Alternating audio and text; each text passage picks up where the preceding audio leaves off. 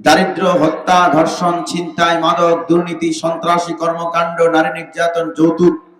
আমরা চেষ্টা করেছি সবসময় কোরআনকে মাইনাস করে, কোরআনকে বাদ দিয়ে আমাদের সমাজকে সুন্দর করে সাজাতে। কিন্তু যতই আমরা চেষ্টা করেছি সমাজকে আলোকিত করতে, ততই আমাদের সমাজ অন্ধকারাচ্ছন্ন হয়েছে। এভরিথিং ইজ ক্রিয়েটেড বাই আল্লাহ সুবহানাহু ওয়া তাআলা। আমরা চেষ্টা করেছি কোরআনকে বাদ দিয়ে, আমাদের শিক্ষা ব্যবস্থা থেকে কোরআন বাদ, অর্থনীতি থেকে কোরআন বাদ, বিচারালয় থেকে কোরআন বাদ, সংসদ থেকে কোরআন বাদ, সমাজের তৃণমূল থেকে সর্বোচ্চ পর্যায় পর্যন্ত রাষ্ট্রীয়ভাবে কোরআনকে ইনক্লুড করার চেষ্টা করা হয়নি। ভাইরা আমার, কোরআনকে সংযুক্ত করার চেষ্টা করা হয়নি, কোরআন কেন্দ্রিক সমস্যার সমাধানের চেষ্টা করা হয়নি, বরং কোরআনকে বাদ দিয়ে চেষ্টা করা হয়েছে বলে আমাদের সমস্যা যায়নি, বরং দিনে দিনে সমস্যা আরো বেড়েছে। পলিটিক্যাল লিডারদেরকে বলেছি সংসদকে সাজাতে হবে কোরআন দিয়ে, কোরআন ভিত্তিক, তাহলে সমাজে কোনো ক্রাইসিস থাকবে না। তারা আমাদের কথা শুনেনি, কোরআনকে মাইনাস করে উল্টা পথে হেঁটেছে। এই কারণে বাংলাদেশের সমস্যা দিনে দিনে বেড়েছে। সিট ফাঁকা দেখেও এক লোক দাঁড়িয়ে দাঁড়িয়ে যাচ্ছে, তাইলে মানুষে কি বুঝবে? এই লোকের হয়তো পাছায় সমস্যা, নয়তো মাথায় সমস্যা। এই 16 বছরে 17 বছরে সবচেয়ে বেশি নির্যাতন হয়েছে বাংলাদেশে আলেমদের উপর। এতগুলো আবু সাইদ, এতগুলো মুগ্ধ, তারা প্রাণ দিয়েছে। এত রক্তের বিনিময়ে যে রেভলিউশন, যে বিপ্লব বাংলাদেশে হয়েছে, এই বিপ্লবকে আমরা সার্থক করতে চাই। আমরা চাই সামনের বাংলাদেশ এমন হবে, এত রক্তের পরের বাংলাদেশে দারিদ্র থাকবে না, সন্ত্রাস থাকবে না, দুর্নীতি থাকবে না, নারী নির্যাতন থাকবে না, চাঁদাবাজি থাকবে না। এই সমাজ হবে সোনার সমাজ, এই সমাজ হবে নিরাপদ সমাজ। কোরআন দিয়ে সাজিয়ে পৃথিবীর বুকে বাংলাদেশকে সোনার দেশ হিসেবে আমরা মডেল হিসেবে তুলে ধরতে চাই। This is the proper time. এটা হচ্ছে যথোপযুক্ত সময়। আমাদের ধানের শীষ দেখা শেষ, লাঙ্গল দেখা শেষ, নৌকা দেখা শেষ, সামনে কোরআনের বাংলাদেশ। দৈনিক কালের কণ্ঠ রিপোর্টে বলেছে বাংলাদেশে যে পরিমাণ ধর্ষণ হয়, এর 94% ধর্ষণের বিচার হয় না। বিচার হবে কেমনে? ধর্ষক যখন ধরা পড়লো, তখন দেখে নাম হইলো বল্টু আর সল্টু। এইটা কোনো না কোনো রাজনৈতিক দলের মেম্বার। তখন রাজনৈতিক দলের নেতারা ওই ধর্ষককে বাঁচাবার জন্য তারা বড় বড় সুপারিশ নিয়ে আসে। আল্লাহ বলছেন আলিফ লাম রা, কিতাবুন আনজালনাহু ইলাইকা, এই কিতাব যা আমি আপনার উপর অবতীর্ণ করেছি। কেন? লিতুখরিজান নাস মিনাজ যুলুমাতি ইলান নূর, যেন আপনি মানব মণ্ডলীকে অন্ধকার থেকে, কুফর থেকে, শিরক থেকে, সমস্যা থেকে, নানা রকমের সংকট থেকে বের করে আপনি যেন তাদেরকে সমাধানের, হিদায়াতের আলোর জীবন দিতে পারেন। সম্মানিত হাজিরিন, কোরআনুল কারীম আল্লাহ রাব্বুল আলামিন আমাদেরকে দিয়েছেন আমাদের সমাজে যত রকমের সমস্যা আছে সব সমস্যার সমাধান করে দিতে। ভাইরা আমার, আল্লাহ রাব্বুল আলামিন কোরআনুল কারীম পাঠিয়েছেন আমাদের সমস্যার সমাধান করে দিতে। আমাদের কোথায় সমস্যা আছে হবে সেটা কে জানেন? জোরে বলুন, জানেন কে? তিনি সমাধান দিয়েছেন। সমাধানটা কোথায়? কোরআনে। জোরে বলুন, আমাদের সমস্যার সমাধান কোথায়? কোরআনে। বাংলাদেশে নানা রকমের সমস্যা আছে। দারিদ্র, হত্যা, ধর্ষণ, ছিনতাই, মাদক, দুর্নীতি, সন্ত্রাসী কর্মকাণ্ড, নারী নির্যাতন, যৌতুক। আছে কিনা? মাদক নাই শুধু, আরে উত্তর দিন জোরে, আছে কিনা? এই সমস্যাগুলোর সমাধান করে দিয়ে আমাদের জীবনকে আলোকিত করে দিতে, যেই জীবনের কারণে পরলৌকিক জীবনে আমরা মুক্তি পেয়ে যাব, সেজন্য আল্লাহ রাব্বুল আলামিন আমাদের জন্য কোরআনুল কারীম পাঠিয়েছেন। তিনি বলে দিয়েছেন ফিহি শিফাউল লিন-নাস, এতে রয়েছে মানব মণ্ডলীর প্রতিষেধক। আল্লাহ রাব্বুল আলামিন বলছেন হুয়া খায়রুম মিম্মা ইয়াজমাউন, তারা যা কিছু জমা করতে পারে তার থেকে কোরআন উত্তম। এরপরে তিনি বলেছেন তারা যেন এ নিয়ে আনন্দিত হয়। সম্মানিত হাজিরিন, বাংলাদেশে নানা রকমের সমস্যা আছে। এই আপনারা বলুন, সমস্যা আছে কিনা? হত্যা, ধর্ষণ, ছিনতাই, মাদক, দুর্নীতি আছে কি নাই? আছে। কারণটা কি? আমাদের কাছে কোরআনুল কারীম থাকার পরও এই যে সমস্যা, এর পেছনে কারণ হলো বাংলাদেশের এত সমস্যা, এর সমাধানে আমরা চেষ্টাও করেছি, কিন্তু কোরআন দিয়ে এই সমস্যা সমাধানের চেষ্টা করিনি। আমরা চেষ্টা করেছি সবসময় কোরআনকে মাইনাস করে, কোরআনকে বাদ দিয়ে আমাদের সমাজকে সুন্দর করে সাজাতে। কিন্তু যতই আমরা চেষ্টা করেছি সমাজকে আলোকিত করতে, ততই আমাদের সমাজ অন্ধকারাচ্ছন্ন হয়েছে। সমাজকে আলোকিত করতে হলে কি লাগবে? জোরে বলুন, জোরে বলতে হবে, কি লাগবে? কোরআন যদি সমাজে প্রতিষ্ঠিত হয়, তাহলে এই সমাজে অন্ধকার থাকবে না, জুলুমাত থাকবে না, সমাজ আলোকিত হয়ে যাবে, সমস্যাগুলো থাকবে না, এই সমাজ সুন্দর হয়ে যাবে।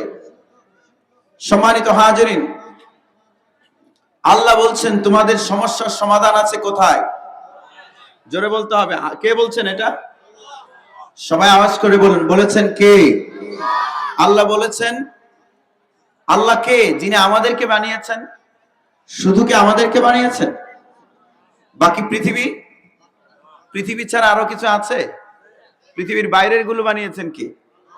এভরিথিং ইজ ক্রিয়েটেড বাই আল্লাহ সুবহানাহু ওয়া তাআলা। সম্মানিত হাজিরিন, জোরে আওয়াজ করে বলুন, যা দেখি এবং দেখি না সবকিছু সৃষ্টি করেছেন কে? সমস্যা কোথায় হতে পারে, সমাধান কিভাবে আসবে, তার চেয়ে ভালো তো কেউ জানে না। তিনি বলে দিচ্ছেন মানব মণ্ডলীকে যদি সমাধানের জীবন দিতে হয়, মানব মণ্ডলীকে যদি আলোকিত জীবন দিতে হয়, তাহলে তাদের সমাজে প্রতিষ্ঠা করতে হবে কি? জোরে বলুন। আরে এভাবে আস্তে কথা বললে তো আমি ভাই আলোচনা সামনে নিতে পারবো না। কি কি প্রতিষ্ঠা করতে হবে? কিন্তু আফসোস হলো স্বাধীনতাত্তর বাংলাদেশের 53 বছরে আমরা চেষ্টা করেছি কোরআনকে বাদ দিয়ে, আমাদের শিক্ষা ব্যবস্থা থেকে কোরআন বাদ, অর্থনীতি থেকে কোরআন বাদ, বিচারালয় থেকে কোরআন বাদ, সংসদ থেকে কোরআন বাদ, সমাজের তৃণমূল থেকে সর্বোচ্চ পর্যায় পর্যন্ত রাষ্ট্রীয়ভাবে কোরআনকে ইনক্লুড করার চেষ্টা করা হয়নি। ভাইরা আমার, কোরআনকে সংযুক্ত করার চেষ্টা করা হয়নি, কোরআন কেন্দ্রিক সমস্যার সমাধানের চেষ্টা করা হয়নি, বরং কোরআনকে বাদ দিয়ে চেষ্টা করা হয়েছে বলে আমাদের সমস্যা যায়নি, বরং দিনে দিনে সমস্যা আরো বেড়েছে। ভাইরা আমার, আচ্ছা আপনাদের এখান থেকে নীলগঞ্জ কোন দিকে? দিকের নাম বলুন। মাশাআল্লাহ, আপনারা একটু মুখটা খুলে উত্তরটা দেন। নীলগঞ্জ কোন দিকে? মাশাআল্লাহ। আর লালগঞ্জ? লালগঞ্জ টালগঞ্জ আছে নাকি? কালোগঞ্জ এগুলো আছে? ভাইরা আমার, নীলগঞ্জ কি উত্তরে না দক্ষিণে? আপনি জালালপুর বাজারে, একটু মনোযোগ দিয়ে শুনবেন, আমি কিন্তু মূল আলোচনায় প্রবেশ করেছি। আপনি জালালপুর, এটা এই বাজারের নাম কি? জালালপুরের বাজারে গিয়ে এদিকে তাকান, ওইদিকে তাকান, ওইদিকে তাকান, ওইদিকে তাকান। লোক একজন বলল, ভাই যাবেন কোথায়? তিনি বললেন যে আমি যাব নীলগঞ্জ। সেই লোকটি আপনাকে বললেন, আপনি কি পথ চেনেন না? আপনি বললেন, না ভাই, পথ তো আমি চিনি না। তিনি তখন বললেন, নীলগঞ্জ যদি যেতে চান তাহলে হাঁটতে হবে উত্তরে। লোকটার কথা আপনার পছন্দ হলো না, আপনি বেশভূষা দেখে, হুজুর দেখে মনে করলেন এই লোকের কথা আমি মানি না, আমি যাব দক্ষিণে। বলুন তো, যত দক্ষিণে যাবেন সমস্যা তত কমবে না বাড়বে? নীলগঞ্জ কি কাছে আসবে না আরো দূরে যাবে? ভাইয়ারা আমার, এতে করে ওই লোকের কোনো সমস্যা আছে তো নাকি? যে লোক আপনাকে রাস্তা দেখিয়েছিলেন তার কোনো সমস্যা আছে? সমস্যা কার? এই স্বাধীনতাত্তর বাংলাদেশের 53 বছরে আমরা গ্রামে গ্রামে, গঞ্জে, শহরে, নগরে বলেছি মানুষকে, তোমরা যদি সমস্যার সমাধান করতে চাও তাহলে তোমাদের জীবনকে কোরআন কেন্দ্রিক সাজাও। পলিটিক্যাল লিডারদেরকে বলেছি সংসদকে সাজাতে হবে কোরআন দিয়ে, কোরআন ভিত্তিক, তাহলে সমাজে কোনো ক্রাইসিস থাকবে না। তারা আমাদের কথা শুনেনি, কোরআনকে মাইনাস করে উল্টা পথে হেঁটেছে। এই কারণে বাংলাদেশের সমস্যা দিনে দিনে বেড়েছে। জোরে আওয়াজ করে বলুন, এই দেশ থেকে কোনো সমস্যায় না থাকুক, আমরা তা চাই কি চাই না? কে কে চান? দুইটা হাত উঁচু করে দেখান। লিল্লাহি তাকবীর। এত হাত তুলে রাখুন। এতগুলো মানুষ এত আস্তে আওয়াজ করলে হয়? আরো জোরে বলুন আল্লাহু আকবার। আপনারা রাস্তায় যারা দাঁড়িয়ে আছেন, আপনাদের সমস্যাটা কি? Standing ticket? হ্যাঁ, আচ্ছা বলুন তো, গাড়িতে যদি সিট ফাঁকা থাকে, সিট ফাঁকা দেখেও এক লোক দাঁড়িয়ে দাঁড়িয়ে যাচ্ছে, তাইলে মানুষে কি বুঝবে? এই লোকের হয়তো পাছায় সমস্যা, নয়তো মাথায় সমস্যা, ঠিক কিনা? হ্যাঁ, বইতে পারে না, পাছায় মনে হয় ফোড়া টোরা হয়েছে, আর বইতে পারলে মাথায় সমস্যা আছে, আধা পাগল। এই গাড়ি তো জান্নাতে যাবে। এই জোরে বলুন, এই গাড়ি যাবে কোথায়? জান্নাতের গাড়ির যাত্রী যারা হতে চান, দ্রুত নেমে পড়ুন, রাস্তায় দাঁড়িয়ে থাকবেন না। আপনারা দোকানপাটে যারা আছেন, দ্রুত চলে আসুন, প্যান্ডেল অর্ধেক ভরে গেছে, বিশাল প্যান্ডেল। সম্মানিত হাজিরিন, আপনি যদি সেই লোকের কথা না শুনে দক্ষিণ দিকে হাঁটতে থাকেন, তাহলে নীলগঞ্জ থেকে আপনি নীলগঞ্জ তো যেতে পারবেনই না। আপনি যে গন্তব্যে যেতে চাচ্ছেন তাতে তো যেতে পারবেনই না, বরং সময় যাবে, পথ চলবেন, আর নীলগঞ্জ থেকে আপনার দূরত্ব কমবে না, বরং কি হবে? ঠিক তেমনি আমরা কোরআন দেখেছি এইদিকে, সমাধান হলো এদিকে। আমরা চেয়েছি কোরআন যেদিকে আমরা যাব না, আমরা অন্যদিকে হেঁটেছি। এই কারণে 53 বছরে ধর্ষণ বেড়েছে, দারিদ্র বেড়েছে, মাদক বেড়েছে, সন্ত্রাস বেড়েছে। আমার ভাইয়ের এই সব সমস্যার সমাধান হয়ে যাক, জোরে বলুন আমরা তা চাই কি চাই না? বাংলাদেশে একটা রেভলিউশন হয়েছে, একটা বিপ্লব হয়েছে। সেই বিপ্লবে বাংলাদেশের দামাল ছেলেরা রক্ত দিয়েছে। শুধু স্কুল কলেজের ছেলেরা দিয়েছে নাকি মাদ্রাসার ছাত্ররাও? আছে না? না, এই 16 বছরে 17 বছরে সবচেয়ে বেশি নির্যাতন হয়েছে বাংলাদেশে আলেমদের উপর। আলেমদের নির্যাতনের কারণে একটা সময় যারা বলতো যে এদেরকে একটু পিষো, তারাও অতিষ্ঠ হয়ে শেষ পর্যন্ত টেনে হিচড়ে জালেমদেরকে, সন্ত্রাসীদেরকে মসনদ থেকে নামিয়েছে। সম্মানিত হাজিরিন, এই যে রক্ত গেল, প্রাণ গেল, এটা কাজে লাগাতে হবে। এতগুলো আবু সাইদ, এতগুলো মুগ্ধ, তারা প্রাণ দিয়েছে।